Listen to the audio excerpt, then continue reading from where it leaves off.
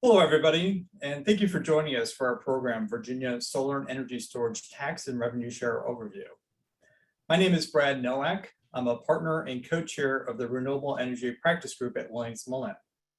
Our renewable energy team has over 30 attorneys in 7 offices in Virginia, North Carolina, and South Carolina who work on a variety of aspects of solar energy storage and other renewable energy development matters, including real estate, land use, permitting, environmental, tax, finance, construction, and M&A. I'm very pleased to be joined this morning by my colleague, Kyle Wingfield. Kyle is a partner with our tax law section, which has 16 attorneys. Kyle's practice focuses on state and local tax, and he has experience advising solar developers and contractors on state and local tax matters, multi-state businesses on complex state and local tax issues and mergers and acquisitions, and is knowledgeable on state income, sale, use, and property tax issues. Before we kick off today's program, I have just a few housekeeping items to go over. At any point during today's presentation, you may submit questions by using the Q&A button located at the bottom of your screen. We will answer questions at the end of the presentation, time permitting. If you're having any audio or technical problems, you can also use that same Q&A button and we'll help get those resolved. And finally, you'll receive a copy of today's presentation materials by email later today. Today's program is part of our 5-part Solar and Energy Storage webinar series. Our first 2 webinars, Virginia Solar and Energy Storage 2022 Legislative Update and Environmental Considerations when Acquiring or Permitting Utility Scale Solar Projects, were held a couple of weeks ago, and both of those programs are available on our website on our Solar Resources page. We have 2 more webinars in the coming weeks. On May 19th, we'll have a program to discuss energy storage permit by rule permitting. We'll be covering the storage PBR regulations issued by DEQ late last year. I'll be joined by my energy partner, Bob Brawley, for that webinar. We are also very pleased to be joined by Susan Tripp, Virginia Department of Environmental Quality Small Renewable Energy PBR Program Guidance and Regulation Coordinator. And then finally, on June 2nd, our last webinar of the series will be on solar and energy storage siting agreements and land use. We'll be covering the details of siting agreements and then interplay with local permitting. And my land use partner, Steve Roman, will be presenting that webinar. The email that you'll receive later this afternoon will include a link so you can register for those upcoming webinars. We have a lot to get to today, so let me pass the program to Kyle, who will start us off by providing a roadmap of today's program and begin with his presentation. Kyle? Thanks, Brad. So today's presentation will provide an overview of the sales and property tax exemptions available in Virginia for solar energy and energy storage projects. First, we'll be looking at sales and use tax exemptions, then personal property tax exemptions. We'll look at the assessment procedure, and if time permits, there will be some Q&A. And next slide, please. So starting with the sales tax. The sales tax generally applies to retail sales of tangible personal property and certain services. The use tax is a backstop to the sales tax. It applies on the use, storage, or consumption of tangible personal property in Virginia. And any transaction that is subject to sales tax will not be subject to use tax on the same transaction. So this is just some general background information. Next slide, please. The dealer or vendor has a duty to collect the sales tax unless the purchaser presents as an exemption certificate to him or her at the time of sales stating that the transaction is exempt from taxation. Now, the tax rate will vary from 5.3 to 7.0% depending on which locality you're located where the sale takes place in Virginia. Next slide, please. Starting with our first general or main exemption for sales tax for solar energy and energy storage projects is the pollution control equipment exemption under 58.1-609-3 parentheses 9. It provides that sales and use tax does not apply to purchases of certified pollution control equipment in facilities that are certified by the Department of Energy before the equipment is purchased. Now, it's important that the certification happens before the equipment is purchased because that's what needs to happen in order to qualify for the exemption.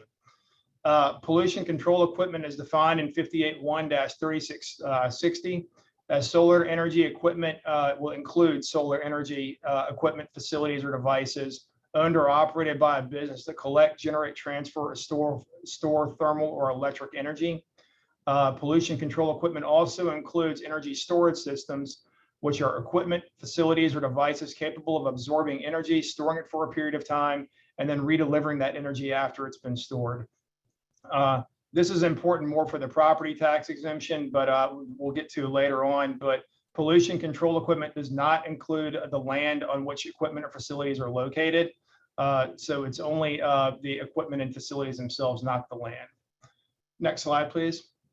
So obtaining the certification from the Department of Energy or DOE. So the project owner or developer, or it could be the contractor or subcontractor, can obtain the certification from DOE by submitting form certification of solar energy or energy storage projects qualifying under 58.1-3660. You can download the form from the Department of Energy's website.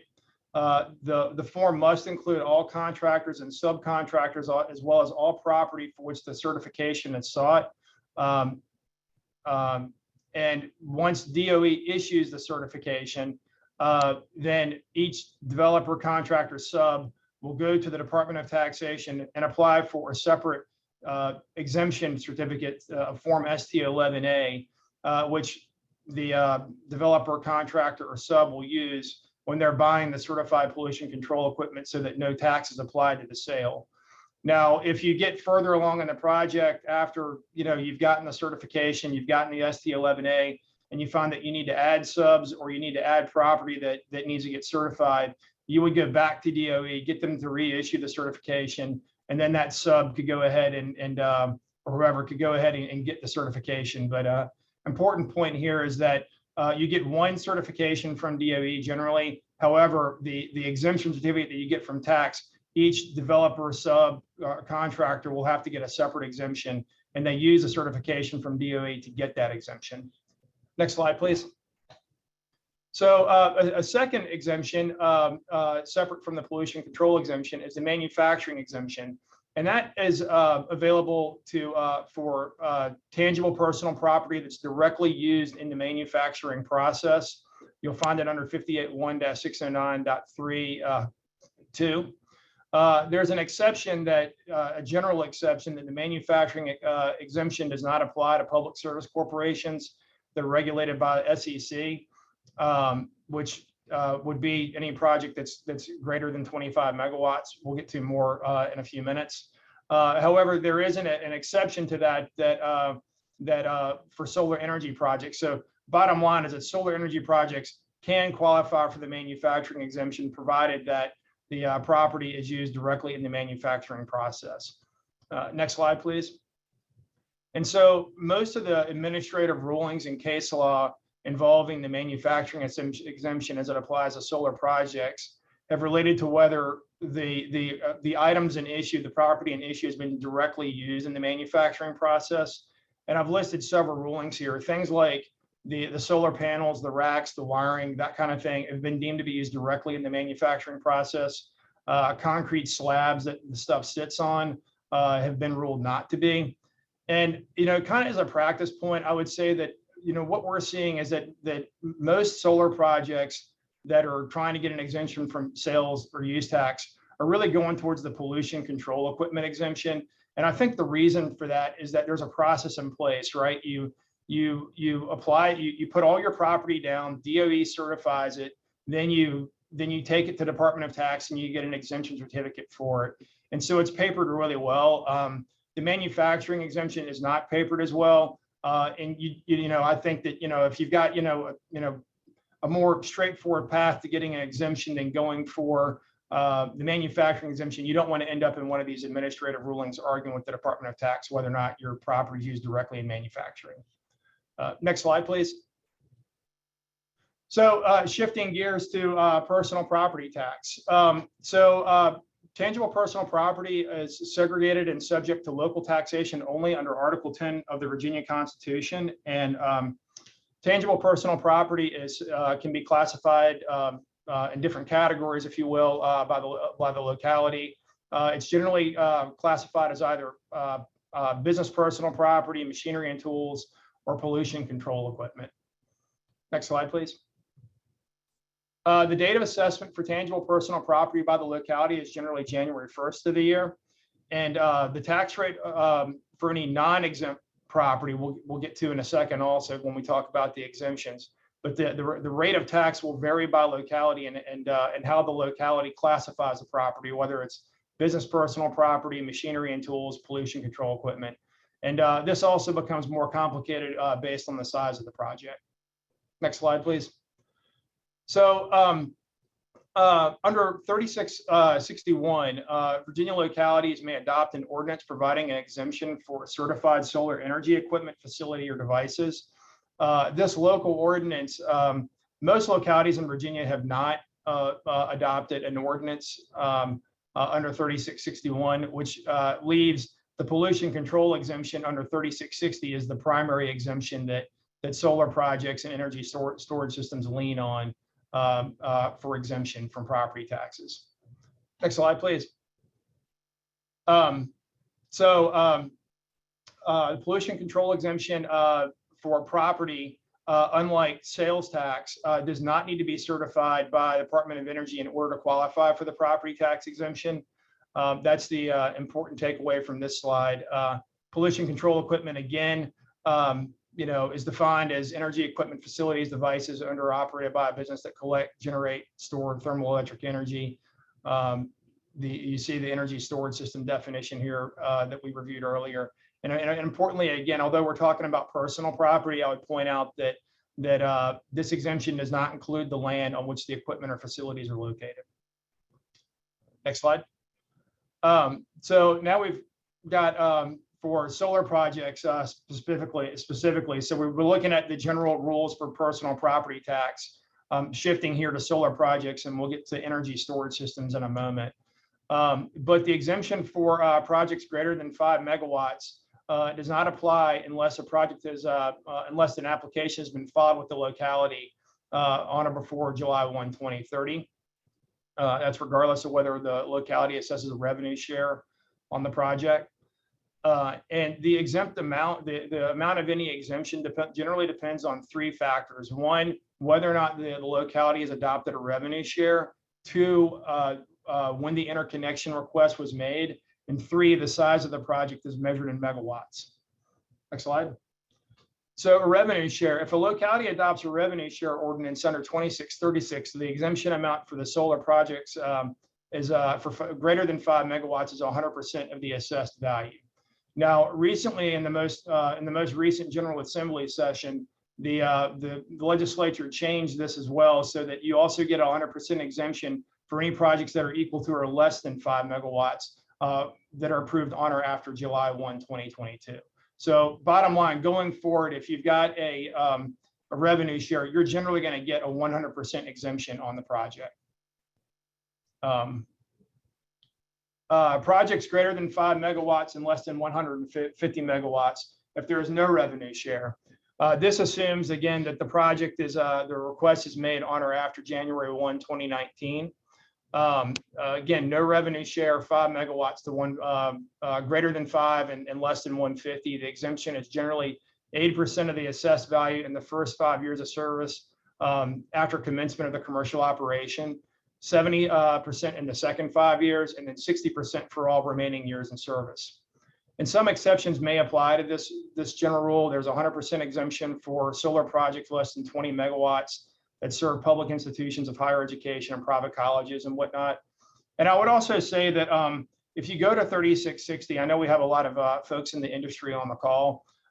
You'll notice that there's been a lot of activity with 3660 over the last several years, and it's kind of because they've kind of added on to it for every year. And so I would suggest if you've got a project that is the internet connection request was before January 1, 2019. It's probably easier to go to the statute and find out where you fall in there because the exemption amounts have changed a little bit, over the years. So that's my advice there. Next slide, please. For projects less than equal to or less than 5 megawatts, again, we looked at it a minute ago. If you've got a revenue share, then it's 100% exempt. Also, if for projects that were approved by the locality after July 1, 2022. There's an exemption for 80%. It's the same 80, 70, 60. So 80% in the first 5 years after commencement of the commercial operation, then 70, and then 60 subsequently. This is a change for projects that were approved by the locality on or before July 1, 2022. There are a lot of dates to keep track of here, so it's part of it, I guess. But there was 100% exemption, for those projects. So going forward, for those projects where there's no revenue share, there'll be an 80, 70, 60 exemption. Next slide, please. Next, looking at the tax rates on non-exempt personal property. Again, this assumes no revenue share. So for projects less than or equal to 5 megawatts, you see the exempt 80, 70, 60 for projects approved on or after July 1, 2022. It cannot exceed the real estate property rate. We provided the code site there. From 6 to 25 megawatts, you get the 80, 70, 60 exemption. However, it's based on how the locality classifies the property. It's not capped by the statute. So, the locality might apply the M&T rate. It could apply the business personal property rate, or some other classification. But as of now, there's no cap on it. So that's something to hopefully look forward to in the coming General Assembly sessions. For projects that are greater than 25 megawatts and less than 150.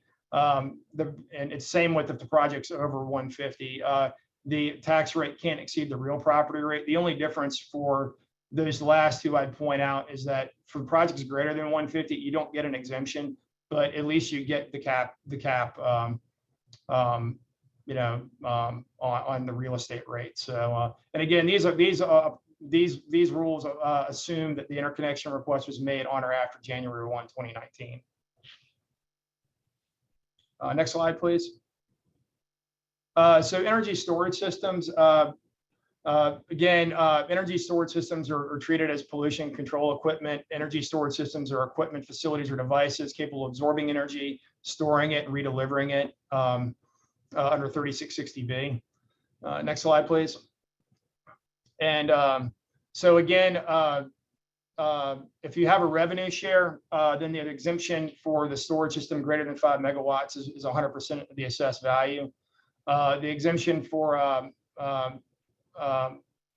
if there's no revenue share is it follows that general 80, 70, 60 rule under 3660G. So next slide, please. So again, I'd point out that unlike the sales tax exemption, you don't have to, and just like for the solar projects for property, you don't have to apply to DOE to get a certification on the project. However, you do need to apply to the locality, for the exemption if it's greater than 5 megawatts. And 3660H, the second bullet point, provides an application's been filed when you make an application for a zoning confirmation or land use approval, et cetera. So that's just important to note that you do have to apply to the locality for the energy storage and for the solar projects for the property tax exemption from personal property. Next slide, please. Okay, so now shifting to the assessment procedure for these projects. If the project is less than 25 megawatts, then it's going to just be, assessed just like any other personal property located in the locality on January 1.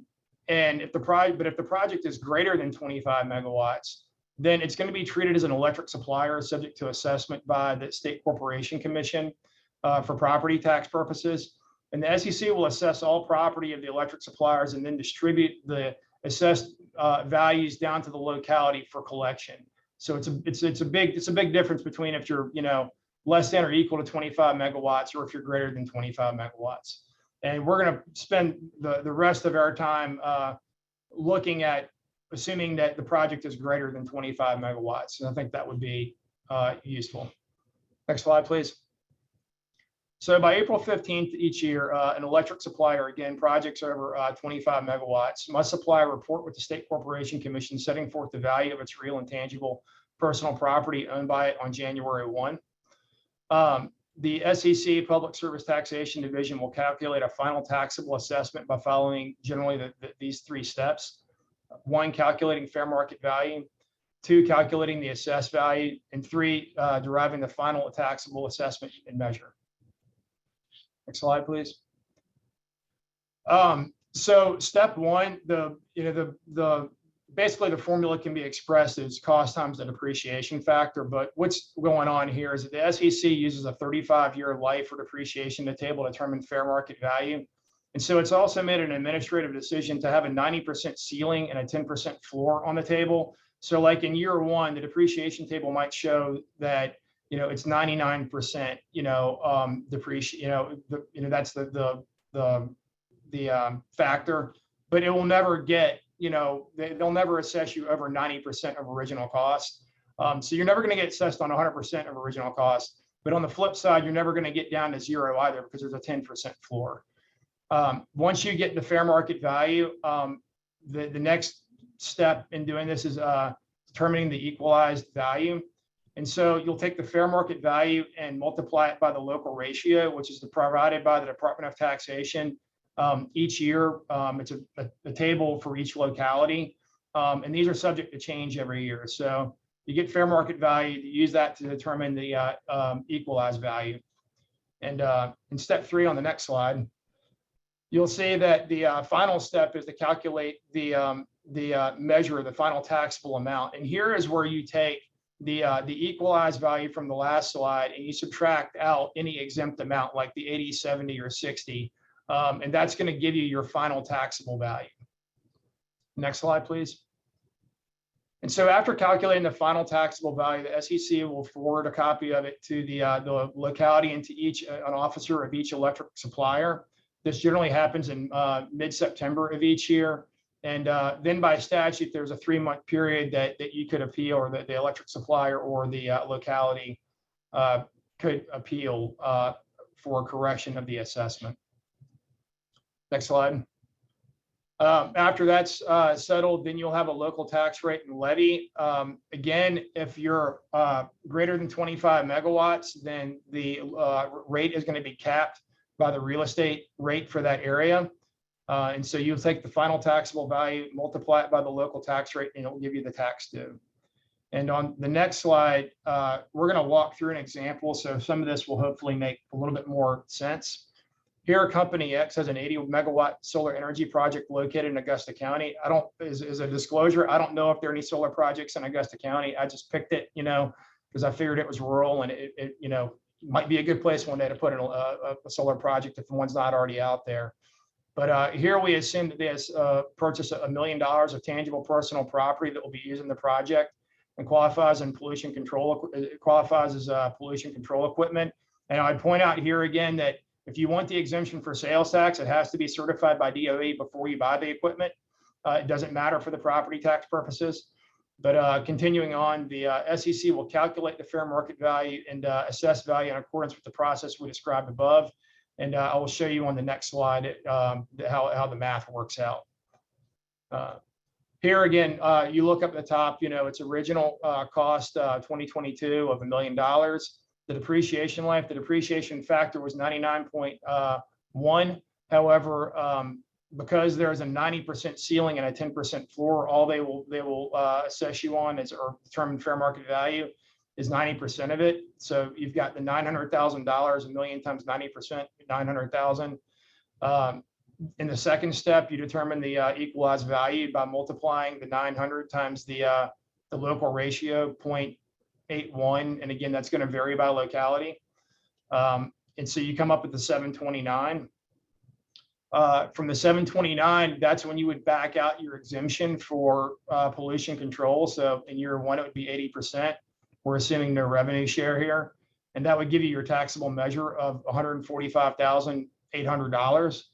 And then at that point, assuming everybody's okay with that, there's no appeal, then you would apply the local property tax rate, which again cannot exceed the real property rate, which happens to be 63 cents per $100 in Augusta County. And you come up with a grand total of $919 in taxes due. So that is a general outline of the the assessment procedure. This stuff can get fairly complicated, but next slide, please. Well, I guess we will have time for Q&A today. So I'm not sure, Brad, do we have any questions? Yep, we got a number of questions that came in. Thanks everybody for submitting them. Kyle, I think the first question I see is the Virginia Department of Energy the state certifying authority for both solar and energy storage?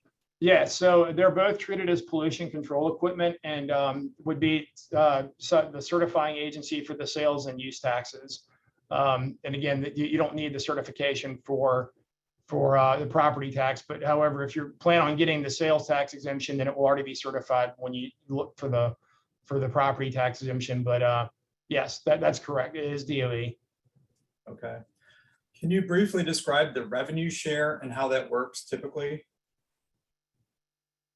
I think you'll probably be able to answer that more artfully than I can, because you've dealt with the revenue shares more.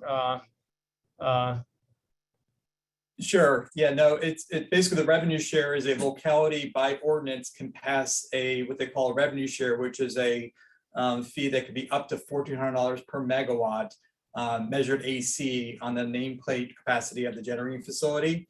And it could apply either to solar or energy storage. There are certain limitations of solar and what type of facilities it applies to, but it would apply to any energy storage system, no matter the size. But again, it's got to be an ordinance that we pass by the locality, and various localities are passing ordinances applying that. So that's one thing to consider, is whether or not there is an ordinance. Another question we got is, what does the term locality mean? Is this done at the county and independent city level or something else? I'm sorry, I didn't hear that. What does the term locality mean? Oh, a locality, yes, that'd be a county, city, anyone who is assessing the local property taxes, and any municipality assessing local property taxes, be a county or a city. Another question, how do localities assess solar personal property? So that will vary by locality, and it's often a similar type process where you're looking at possibly a depreciation table, but it won't be as uniform. There's no uniformity with these localities. I mean, you'll get slightly different variations of it by locality. So it'd be probably easier to answer the question if you had a specific locality in mind. Yeah, and I'll mention just one thing too, is that a lot of this is very project specific, locality specific, and involve a lot of considerations involving when an interconnection is filed and the size of the project, as Kyle mentioned. So it's important to kind of look at the project details in particular when you're applying 3660 and the revenue share. Another question is, if a locality adopts a revenue share ordinance, is the amount fixed or does it increase over time? I guess two-part. In the case where a locality has a revenue share ordinance, does the 100% exemption apply to land or just the personal property? So the 100% exemption will just apply to the personal property, because again, land can't be treated as pollution control equipment, and the 100% will be fixed and exemption unless the General Assembly changes its mind later on, but I don't anticipate that. We've got time for one more question. The question is, do localities follow the SEC's depreciation tables, or do they have their own? Localities will generally have their own and will not follow the SEC's. You might find a locality that happens to match really closely to the SEC, but most localities have their own. Great. Well, it looks like we're just about out of time. So I appreciate everyone attending today's program, and special thanks to Kyle for being today's presenter. There's some other questions I know we didn't have time to get to, so we'll respond to those by email afterward.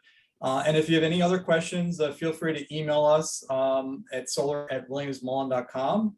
And thank you again for attending today's presentation. We look forward to seeing you on May 19th. Thanks, everyone.